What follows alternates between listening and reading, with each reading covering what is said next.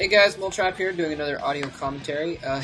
I just noticed that there's so much random stuff going on these days that it seems like almost every video I have some kind of a plug or announcement or something at the beginning. And this one is no different. Maybe the next one will be though. I wanted to mention Ascension, which is a tournament. It's a foreign players tournament, which, for those who don't know, the foreign, quote-unquote, foreign scene in StarCraft means anything outside of Korea. And Ascension, it's being commentated by Artosis and by Gentho. And yeah, it's a really, really excellent tournament. It is absolutely ridiculous. Yes, it is the subject of ridicule. No, it's not the subject of ridicule, but it's colloquially ridiculous. How many, like, totally awesome players, I probably sounded really valley there for a second, like, totally awesome. How many totally awesome players in the foreign scene that they are gathering together there. We're talking, I mean, these are like the best of the best in outside of Korea. And they're gathering together for this big tournament and commentating on it as well. It's, crap, I forgot the URL. Let me check real quick. Okay, it's mediaesports.com/TV/Ascension, and really good stuff. So go check that out. Anyways, this is a match between Luxury and... Wow, I just totally had a brain fart about who I was commentating on because I was so busy talking about Ascension. Oh yes, Xellos, of course. How could I forget that sexy man beast? Xellos and Luxury, and Xellos, being the pimp that he is going to block off his choke. Good man, good man. Been seeing a lot of Terrans lately deciding not to block off their chokes on this map, and they get hosed for it. Oftentimes, especially against a Zerg player like Luxury, who is definitely prone to pumping out a bunch of lings and owning you with them real quick. And there's reasons why you wouldn't block off a choke for various things, if you're going for some kind of a build or something like that. But usually it makes sense to do it because then you can just put one Marine down and you don't have to worry, maybe a couple Marines down, then you don't have to worry about like any amount of lings in the beginning of the game. I don't know, maybe I'm just not lead enough, and so I think that the safe way to go would be good, but it really does make sense. Seriously, I've seen so many players die on this map because they're like, oh, I'm not going to block off my choke, I'm too lead for that, and a bunch of lings come in and they die.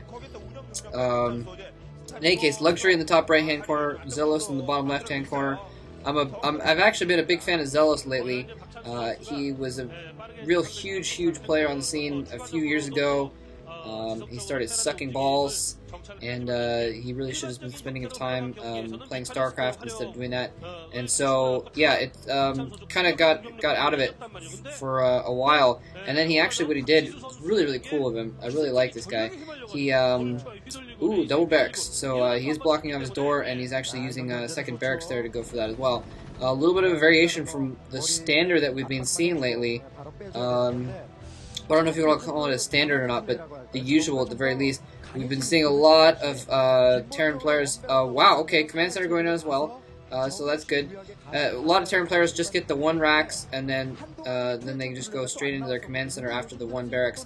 I think it's probably a good idea for Xellos to get that second barracks because so many players have died recently because they just don't have the Marines out to protect against anything when it comes out, because they always go for that fast expansion. And he did go for that expansion a little bit slower than normal. Bunker! Yes! Brilliant! Xellos actually defending his base here, and I like what he's done there. He's put that bunker out there, and he's kept his choke walled off, so that way the Zerglings can't just run by his defenses and into his base. An excellent move there, and actually saw Bye Baby do that. The kid that's on We Made, he did that against Jadong, except he owned Jadong owned him, but that's not the point. In any case, so we've seen Luxury, he went for that second hatchery, and he actually went straight for his Spire, and sometimes in this case you would see either the Zerg going for another hatchery, or sometimes they'll pump out a lot of Zerglings, so they can go in with Zerglings first, and maybe do some damage before the mutas come out, or alternatively go in with mutas and ooh, I wonder if he saw that drone going down there. If he did see that drone, I'm not sure if he saw it or not. If he did see that drone, he can he'll be expecting that base in the bottom right hand corner of the map, and that'll be his first target. Xellos bring out his Marines here without any medics, and basically trying to put some pressure on Luxury. He has made Luxury build one sunken, and I think that one sunken will be enough to defend with those lings if he keeps the lings alive. And it looks like Xellos was just kind of moving out just for show. And now he's bringing his Marines back to his base, which he's going to need him fairly soon because those Mutalisks are going to be en route to his base within a minute. And yeah, so he's going to have to. This map is notorious for that expansion being very difficult to defend with Marines, and so Xellos is gonna have some problems here when those Mutalisks come out. His saving grace though is that. Excuse me, is that, okay, engineering may go up, but oh, okay, he has another one. I was going to say, it's not going to be up in time for the turrets, but I didn't notice he had that other one. I think, he might be okay.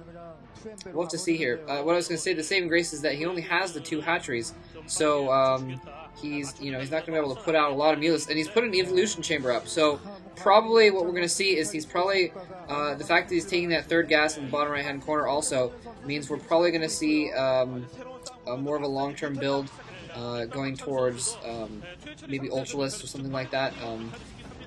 He's putting up the evolution chamber early, which is kind of indicative that, oh wow, cool, a lot of turrets. So good work on Xellos' part there, and a good part, like I was saying, that back door there is really hard to defend with Medic Marines, and he's got a fair amount of turrets, and that'll be plenty to hold off these Mutalisks, because there's only, I think, 4 or 5 Mutalisks, and so he's going to be able to hold off the Mutalisk harass pretty well. So basically the key here is that Xellos, he's going to be able to deal with these Mutalisks pretty easily, but this is going to be a longer term game, and he needs to, well, I guess, no, okay, sorry, totally, I haven't been saying things well all day. I keep messing up what I'm trying to say. Yes, so Mutalisk harass, not going to do too much here. It's just kind of almost for show. Almost just, I mean, it's going to keep Xellos pinned back in his base, obviously. If he wasn't doing a Mutalisk harass, Xellos could move out right now, and he could probably mow down Luxury's front door right now. He's only got the 1 sunken. He might be able to throw up a couple more sunken. More turrets going up. So Xellos really determined not to get hosed here. I guess he's seen the recent games where Mutalisks have just come in, and even with 3 or 4 turrets,